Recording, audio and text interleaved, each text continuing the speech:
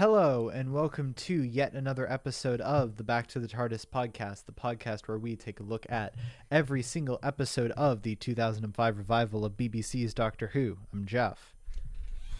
Hello, I'm Aurora. And I'm no one for today. Yeah, okay. And this week we are discussing Series 7, Episode 13, The Name of the Doctor, by Stephen Moffat. This episode is really weird. I was watching it and I actually kind of broke down both like what's going on and like how much of the episode is devoted to like any bit. It's a really weird episode that feels, I don't know if experimental is the right word, but form-wise, it doesn't feel like a normal Doctor Who episode.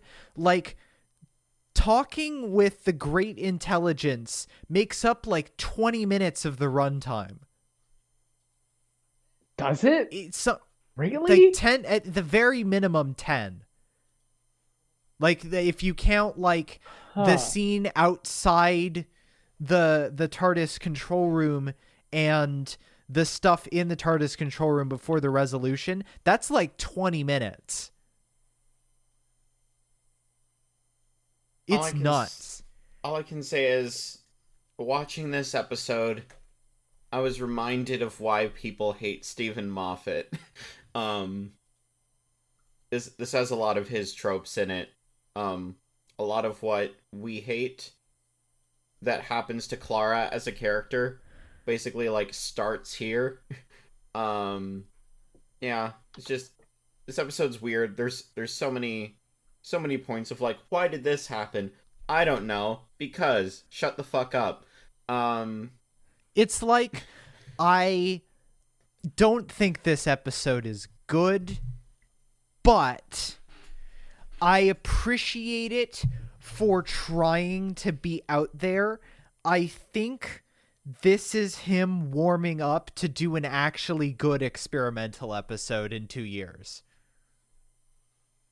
Like, it's really weird. Like, it's such a strange episode, and it ends in such a strange way. And I think part of the reason why I think it's kind of a bad episode is it also, like, part of the problem is that none of the actual episode feels like it has anything to do with anything that comes after it. Or even really, like, it feels like it exists simply to explain the Impossible Girl arc and to set up John Hurt as the War Doctor. And that's it. It's even more than that, because so at the end of Series 6, at some point, I think it's the guy who gets beheaded first mentions Trenzalore, and this is like, and then like all of Series 7A, that basically like hasn't come up at all. But then like all of a sudden here, it's just like, oh, the Series 6 arc is back. Oh, also, the Impossible Girl ties into it, even though we didn't really foreshadow that at all. Also stuff for the 50th. You know, I feel for Moffat, because I know there was a ton of behind-the-scenes bullshit. I know there's definitely no way. If Nightmare in Silver should have been a two-parter, this definitely fucking should have. And there's just no way that was going to happen with the 50th and all the other bullshit going on. But it's like, man, this feels busy. This feels Chibnall busy. Not like not quite that overextended, but like diet Chibnall. I don't know. Yeah. But the thing is, and I was thinking about this too, because I was thinking about how like messy and silly and everything, like I was thinking about how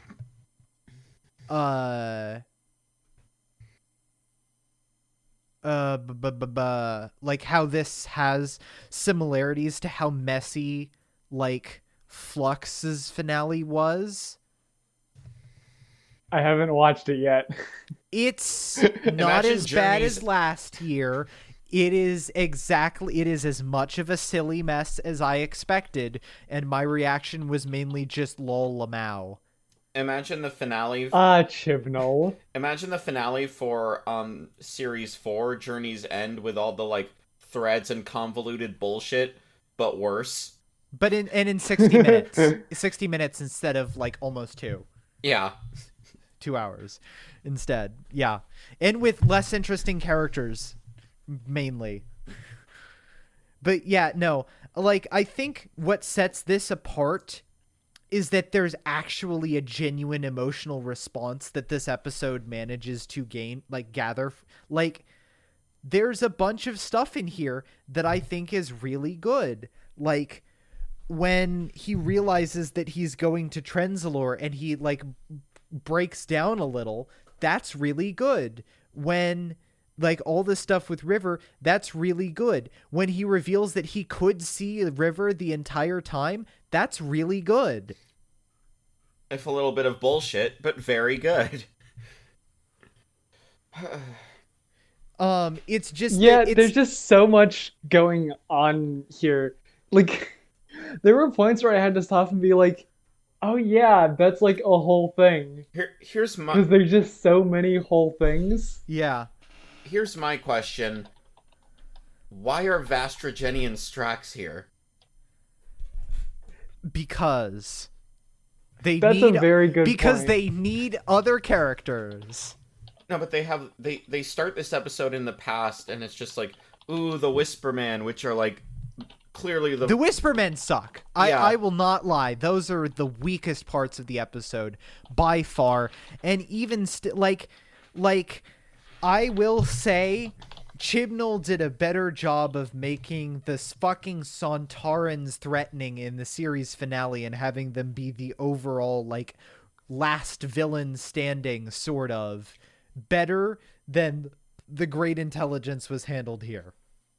That's not saying much, but true. Richard E. Grant is carrying this role on his fucking shoulders.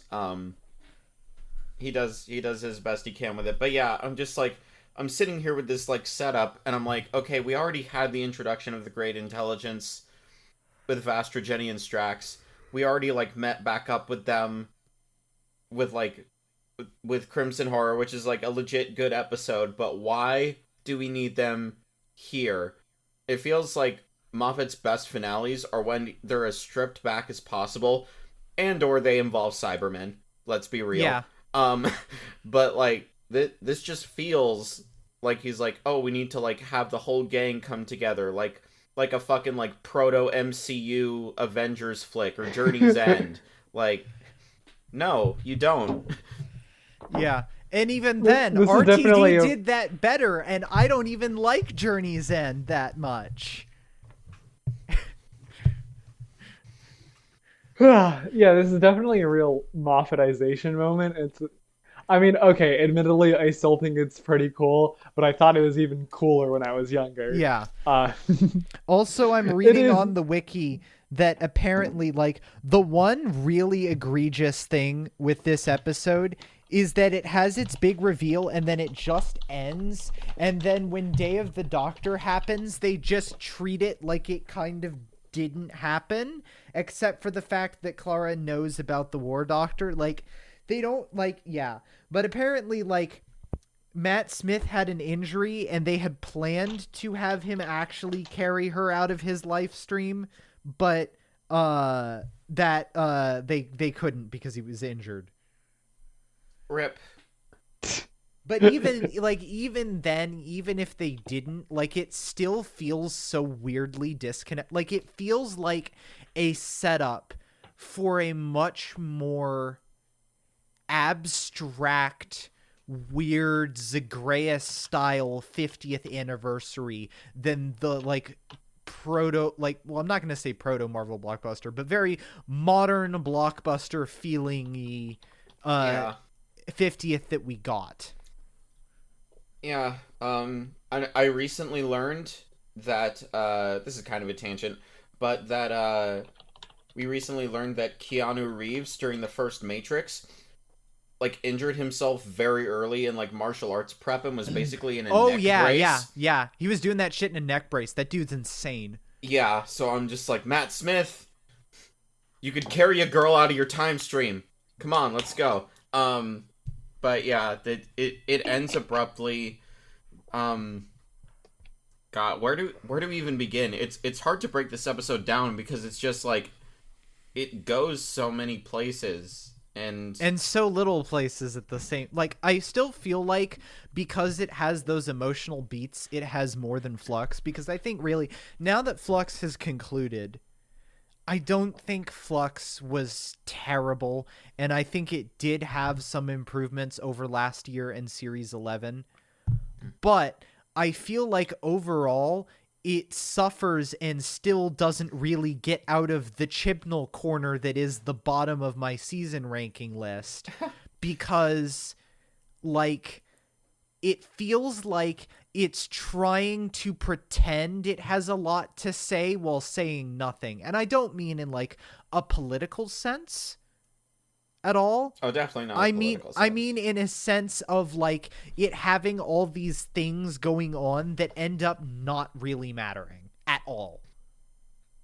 Yeah, there's, of course, we'll never know what we got if like COVID hadn't fucked not just the if TV COVID schedule. hadn't fucked this over, we wouldn't have had Flux at all. They would have just had another normal season of Doctor Who.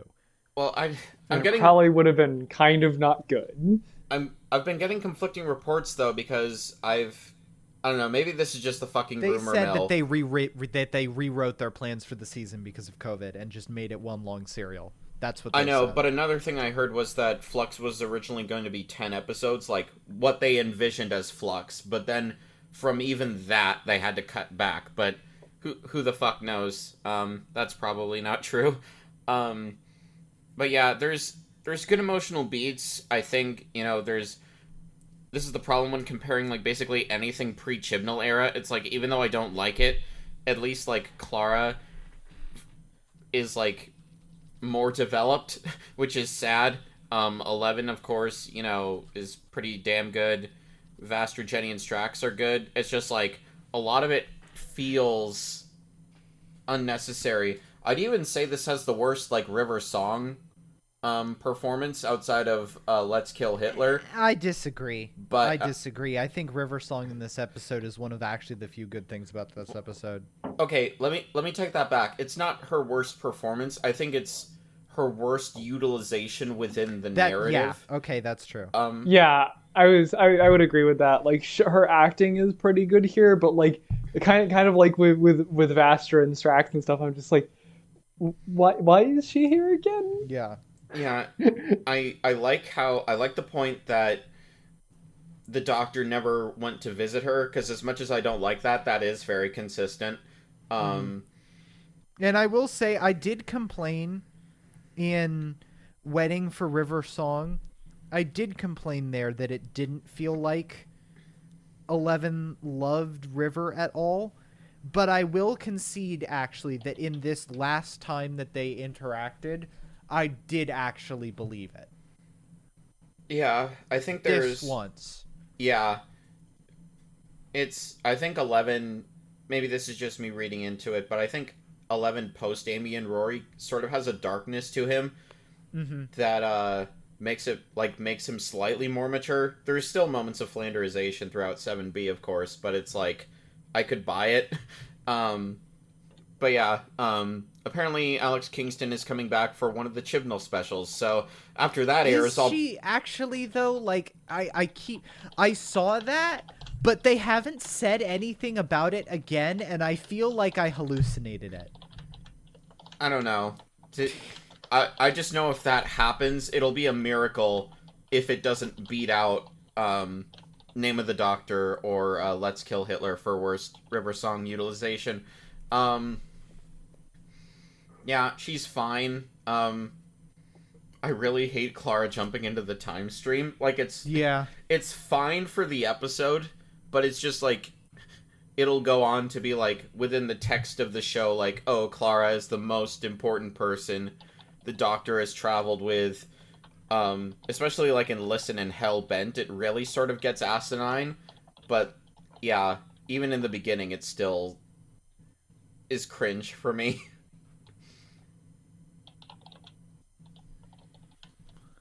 like they just like I don't hold on. I'm looking this up.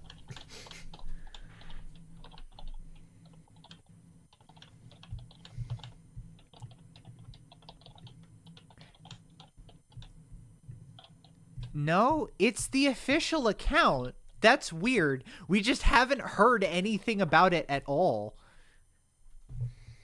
It's odd. Anyways. And Doctor Who likes to do that. It's the most bizarre marketing strategy.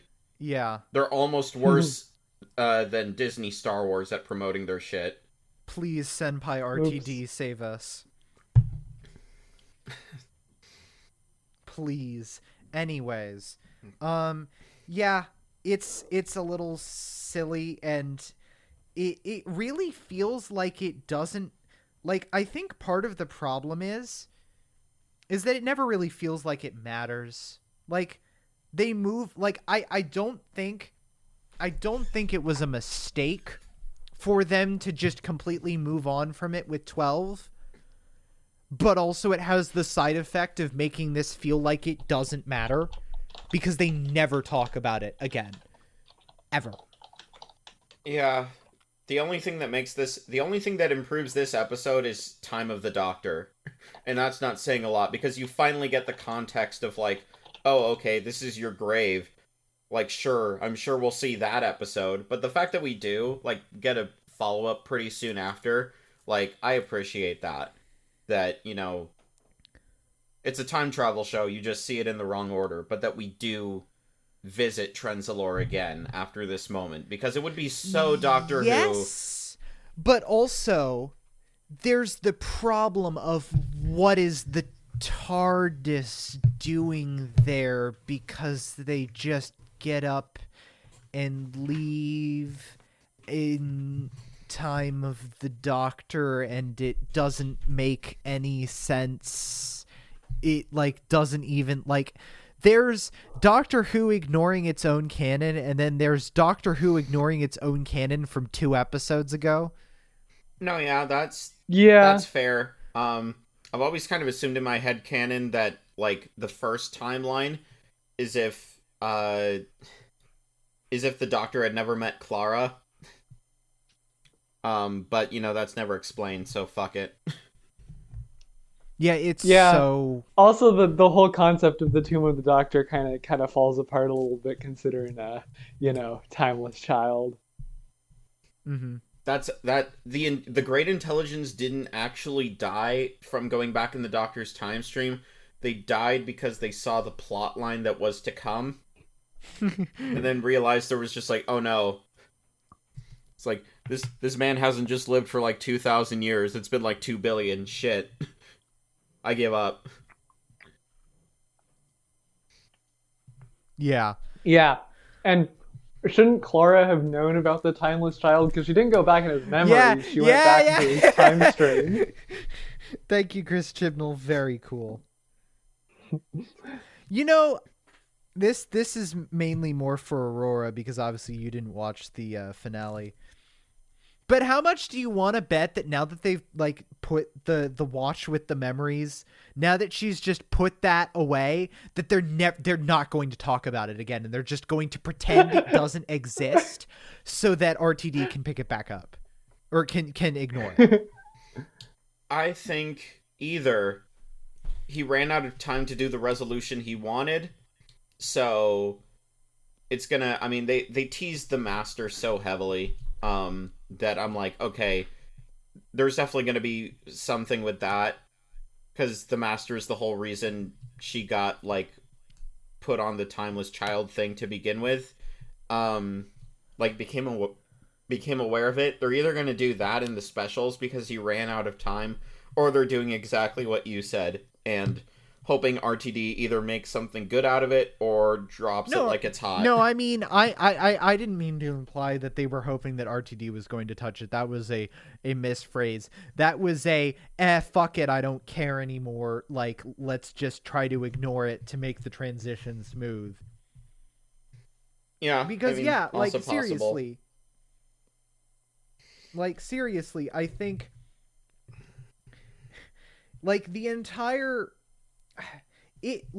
I don't even think, like, the original reveal felt like it was trying, like, people complained that Series 11 was too bland, and it didn't have any connections to the universe, and everything that they brought in wasn't entertaining. So he went, all right, fuckers, fine, and wrote like bad lore shit and was like, is this what you want? And most people were like, no. So I think she just decided to be like, fuck it. Yeah, I mean, who fucking knows? Every time I think I know where Chibnall's going, he goes the exact opposite direction. So whatever, I don't know. Mm-hmm. Anyway, this episode, it's yeah. I don't really like, aside from like the thing, aside from like how weird like the structure is, and how I feel like it does genuinely try and just kind of fails. Like, I don't actually have that much to say, because neither does this episode. Like, I don't think this episode is like nearly the same in terms of flux and like trying to pretend it has a lot to say while not saying anything. I think it's trying to convince you that it's doing more than it actually is with the arcs that Moffat had set up. Oh, definitely. This isn't quite as bad. I think the worst example of this is honestly Timeless Child, where like a majority of the finale is the Doctor standing in a room while the antagonist exposits to them. This isn't quite as bad as that, but it just feels like the finales I dislike about Doctor Who the most are ones where the Doctor and the companion feel very passive for most of it. Because the Great Intelligence is basically leading them on a goose chase, and like they're going along with it, and there's a lot of exposition. Some good character moments along the way, it isn't as bad as Timeless Child, but it's like nothing really happens until like nothing of note happens until Clara jumps into the time stream, and I don't really like that construction. So it's like, well, okay. Guess I'll just wait. write Another this one question. off. Another question has just occurred to me. How did the Great Intelligence find Trenzalore? I don't know. It doesn't matter. It's the Great It's Intelligence. It's literally, that is another Moffat fucking like style over substance of, oh, I've thought of something cool without really doing, like, I'm gonna be real. I've used this justification before, but I'm a Kingdom Hearts fan. I don't need everything to have like the perfect like, I don't need everything to have the perfect justification and logicality and setup, but half the time, like in like 11th Dr. Moffat doesn't even try. He just wants to get straight to the cool shit without doing like, and I think, to use another comparison, to hop over to the thing that has consumed my life and my brain for a year, but especially in the last like week or so, which is FF14, where a lot of stuff in FF14's expansions that's really cool is really cool because the game has been doing the groundwork to set that up for 10 years. And you don't need to set something up for 10 years. You maybe don't even need to set it up for a year. But the cool shit is cooler if you properly set it up. Yeah, this feels... And again, this is probably like the whole like Moffat being overworked plus Sherlock bullshit. But this feels like the first finale where it's just like things happen just because at least for like the Pandorica opens, there's like a through line of like, okay, I can see why that happens. For the Wedding of River Song, is as dumb as that concept is implemented, it makes sense how they got there. Here it's just like, well, he found the tomb. We're bringing this plot line back. Let's go. Yeah. I don't know.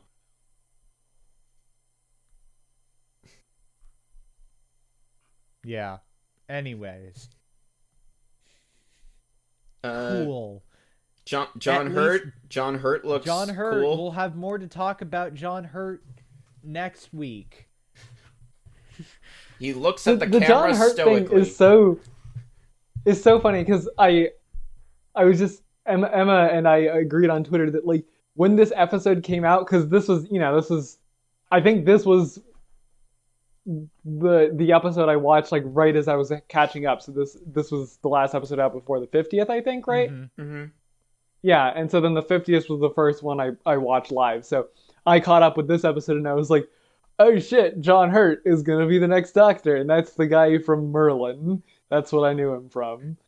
And it's just like it's very not clear that he's not going to be the 12th.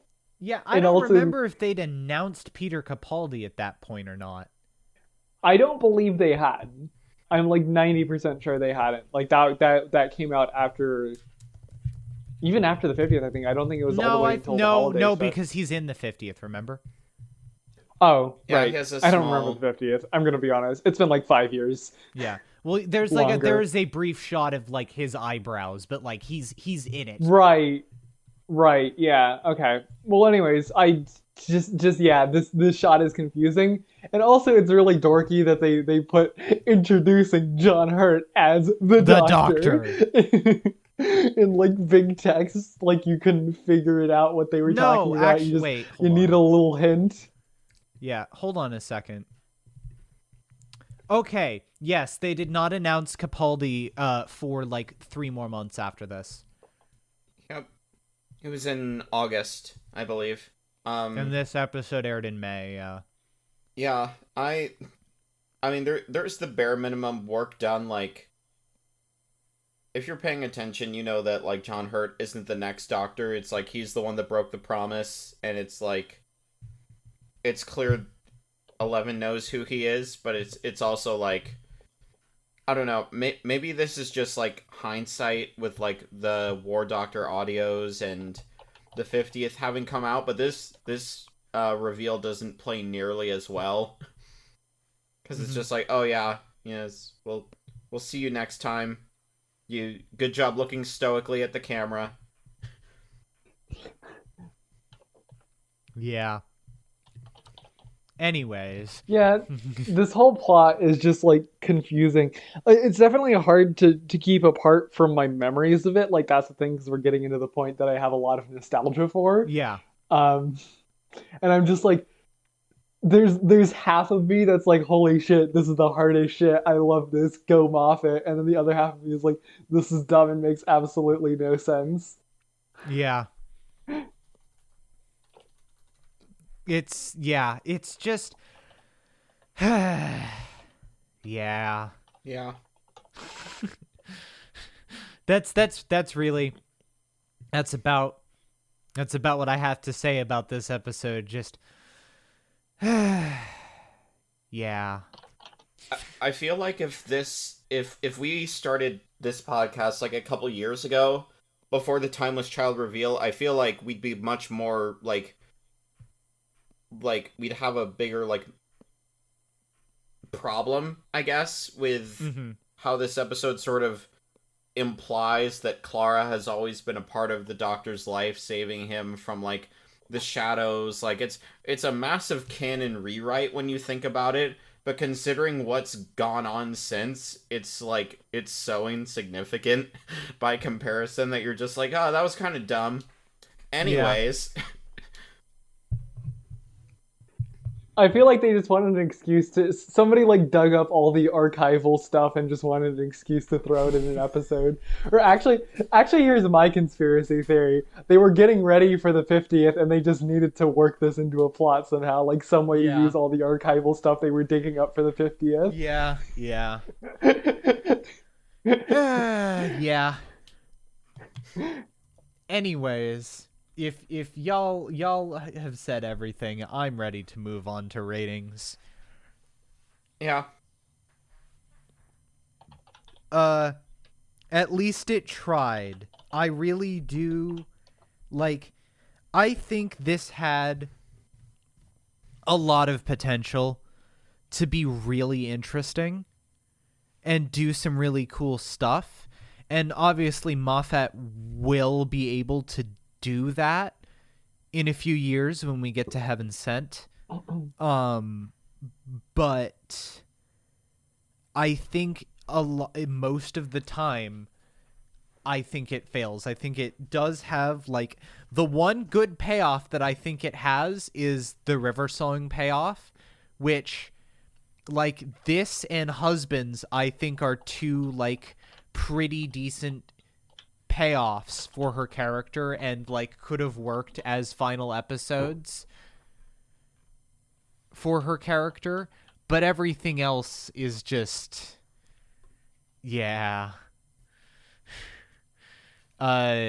Gold Star, at least you tried. C+. Yeah. This episode is not bad. But it's not great either. There's a few, like, good moments, like just the stuff with Alex Kingston and Matt Smith when they're not being given, like, stupidly horny dialogue is actually, like, pretty good. Set design is interesting. Richard E. Grant tries his best, bless him. Vastra and Jenny and Strax are there. What the fuck They're else there, is yeah. now? But aside from that, it's just like the brain power to compose the plot of this episode, if channeled into electricity, could maybe toast a piece of bread lightly. Yeah, that's slightly toasted out of 10. Little crispy. So, yeah, I mean, God, it's just it's a mess of an episode on every level, and yet at the same time, I just have so much love for Moffat and his dumb bullshit. Moffat stand. I just- Moffat Valid. stand spotted. Moffat stand spotted. I'm sorry, I have never touched Tumblr, and yet I am a Tumblr child at heart. Look, I love this dumb bullshit. Like, yes, Daddy Moffat, tell me more about Trenzalore. Give me your dumb, stupid poetry in your episode that is menacingly recited as if it means anything beyond this single episode.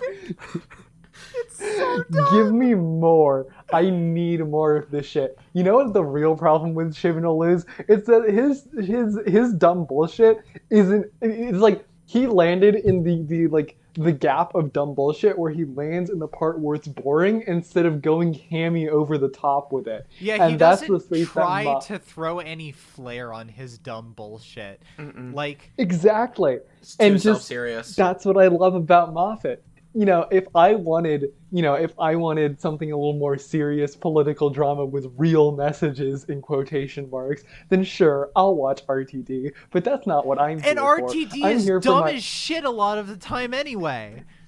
Yes, but it has substance to it, and I'm not here for substance. I'm here for dumb Tumblr bait bullshit, and I am getting it. Give me that shit, Daddy. 7.75 out of 10. Look, So what you're saying is that you believe that the Sherlock season finale was a throw-off, and they're hiding the real one in Series 5 where John Locke becomes a thing in the vault somewhere. I have never seen Sherlock. look, I can excuse the neo-pronouns, but Moffat apologism, that's going a bit too far. God. I'm gonna be real. If you like Chibnall era, I sure. Godspeed. But at the same time, I'm really glad that we don't have one on the podcast, because I feel like all that we would ever do is argue with them. Yeah, see, I'm just offensive and transgressive enough to shake things up without being a real challenge to the status quo. You just want the Moffat era to degrade you more. Yes. No further questions, Your Honor. Anyways, next week, in what will probably be our last episode of the year, we will discuss Well, we'll see. Because wait, let me look at my calendar again. Unless we like.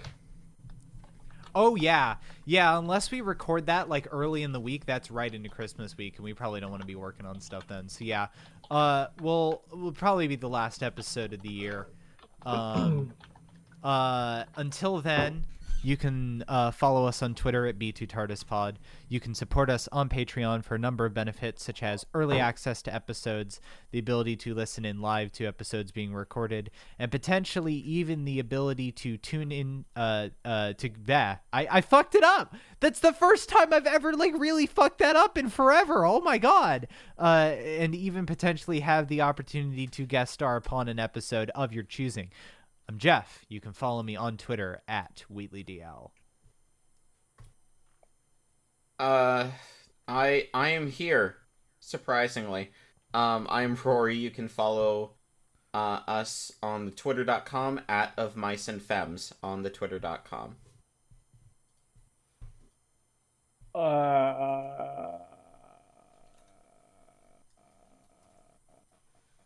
Yeah. I am XX Moffat Stan XX69420. I am a dumb 2014 Tumblr pun-based username. Pun-based username or Homestuck chum handle? Yes. God. I mean, I literally use a Homestuck chum handle. Yeah, exactly. And we will see you all next week.